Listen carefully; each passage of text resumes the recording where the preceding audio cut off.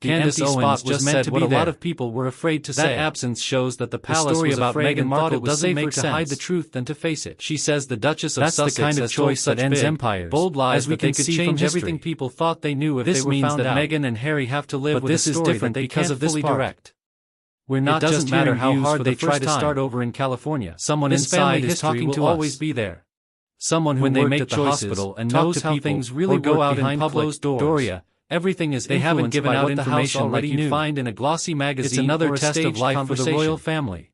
They are honest. They've been through cheating, straight, and divorce, raw. money problems, The kinds and of even facts that come out abdications. only when no one is watching But lying or about listening. incest in the family tree No one of was a royal supposed to bride hear is this something story. they would never let come to light. A story that combines the They shocking buried it in the discoveries hopes of that it would Candace stay Owens quiet. with first-hand reports from But people this who story worked at shows that Portland being Hospital. quiet doesn't mean nothing. You're about to hear something When that the not truth only comes breaks out, Meghan's story, it makes things but even also more blows dangerous. it wide open.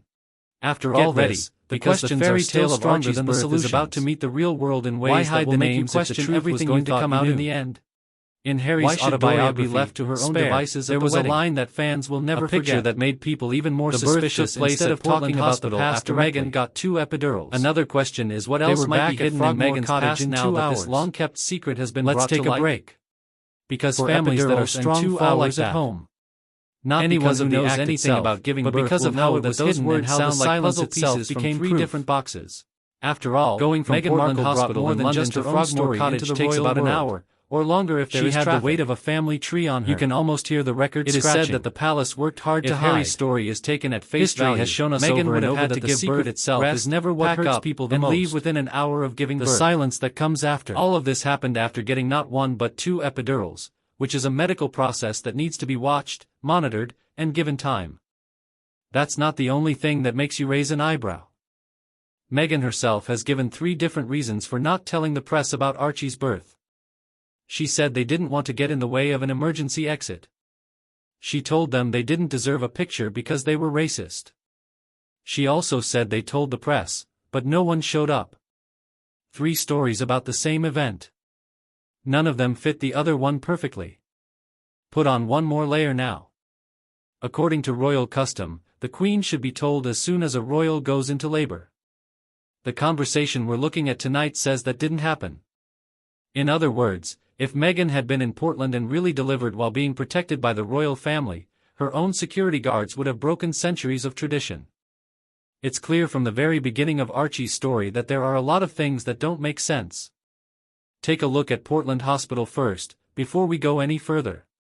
It's not like most NHS wards with busy emergency rooms. Portland is private, small, and made to treat people well. But now for the important part. There isn't a public emergency room. Not at all. Portland does have units that are very specific. A neonatal intensive care unit for babies who were born early or are fragile, and an improved maternal critical care unit for mothers who are in very bad health. But if you don't meet those requirements, Portland doesn't keep you, they send you somewhere else. In case things get worse, they call in the big guns at another hospital. That's important to know because it means that pictures of Portland with its chandeliers, flowers, and fancy rooms only show half of the story. It's really cool, but it's not really made to handle big problems after a certain point. The question grows when we hear about 2 epidurals, emergency pain management, and a deadline that is so short that it barely gives the paper time to dry. Could Portland's system have even held up in this situation as it was described? Or are we being given a spa version of a story that should be based on the stark medical facts of giving birth? Finally, the so-called 2 epidurals are one of the weirdest parts. When you talk to a doctor or nurse, they will tell you that an epidural is not like taking 2 Advils. It's a process. A catheter, which is a small tube, is put into the spine. Doctors can change the dose as needed once it's in place. It could be stronger, lighter, constant, or topped up. But it only has one catheter and one method. Doctors raise one ear and then the other when Harry says Meghan had 2 epidurals because that's not how it works. With 2 epidurals, the doctor would have to take out the tube and start over, which doesn't happen very often unless there's a problem. Putting 2 driving wheels in the same car just to keep it going is the same thing. It doesn't make sense. Then there's the story about the laughing gas. It's possible that Harry breathed in all of the nitrous gas that was meant for Meghan. But think about it, that gas is only for the patient and is always watched by a nurse. A hospital doesn't just leave canisters around like party presents. Either Harry's memory was messed with just for laughs, or the hospital rules were broken in the strangest way possible. Let's talk about time, which is something that every birth needs. From Harry's point of view, it looks like speed. Baby was born, things were packed, and I was home in 2 hours. But anyone who has been to a maternity ward knows that giving birth isn't like going through a drive-thru. Mothers are usually watched for a full day or two after giving birth, even if everything goes perfectly and there are no problems. When you add an anesthetic, the time goes by faster. Why? Because the body needs time to recover from anesthesia and doctors need to make sure there are no problems like blood pressure changes, trouble moving around, or bleeding that comes out of the blue. Think about a C-section now. That's surgery. You're talking about cuts, stitches, and the chance of getting an infection. Standard release, at least 3 to 4 days. If you do anything less, you're taking a mother's healing into your own hands. So, when we hear 2 epidurals, 2 hours home, it's right into what doctors call impossible discharge timing. After surgery, you don't just roll out like you're leaving a dinner party. Not only was going home not likely, it was also dangerous if postpartum preeclampsia, which we'll talk about soon, was even on the screen. This isn't a small point. It's the safety of medical care. Because giving birth isn't just about having the baby, it's also about what happens in the hours and days after. Things get even stranger now. Harry said it looked like a health retreat in the room.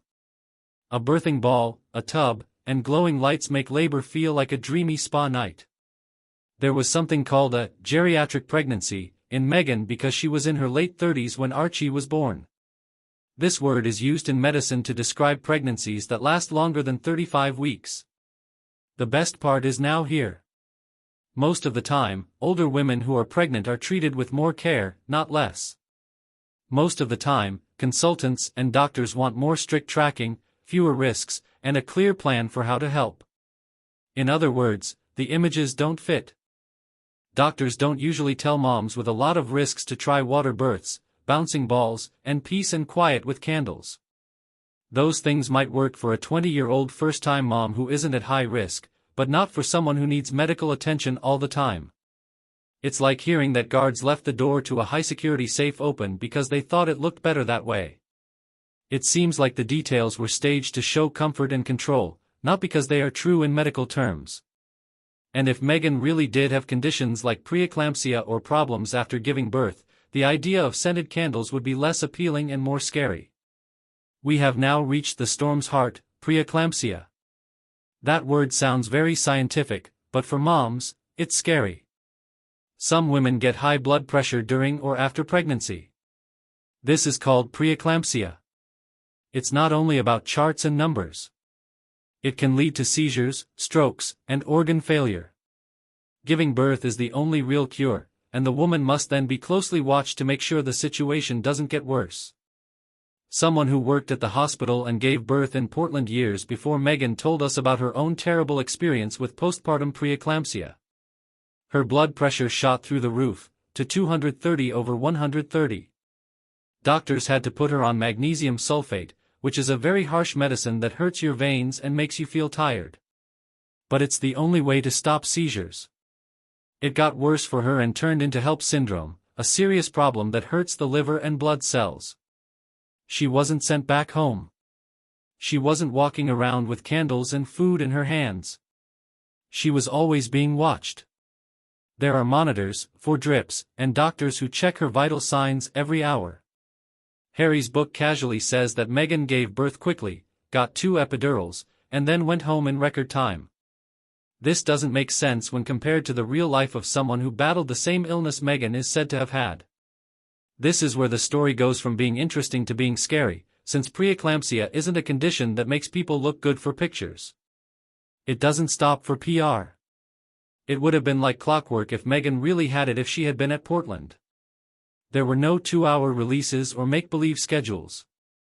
There was only a mother fighting for her stability while being kept under medical lock and key. This is where the clock and the royal fairy tale meet. Harry says Meghan was back at Frogmore Cottage just a few hours after giving birth to Archie. But the timeline also shows this. They flew to Ibiza with Elton John, Paris, Italy, New York for Serena Williams, and even Toronto just a few weeks after the baby was born. Take a look at that. Travel on top of travel, long trips, late nights, and public speaking.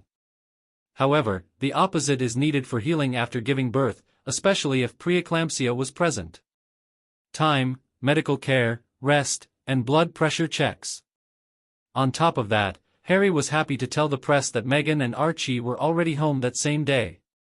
That comment goes against everything we know about how preeclampsia after giving birth works. A person who works at the hospital told us that you can't treat it at home. You can't just go with the flow when your blood pressure can rise without notice. What about the signs? People who have preeclampsia often have swollen hands, feet, and faces. From what was said, Meghan didn't seem to have those marks on her, except for a little redness in her cheeks. That's not all there is to it, but it's another piece that doesn't fit in the puzzle. This conflict is simple, but strong.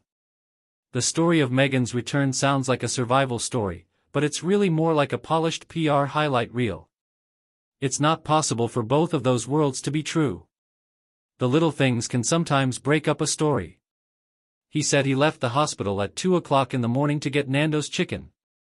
Still, Portland is like a hospital with private cooks on call 24 hours a day. No problem with food at midnight.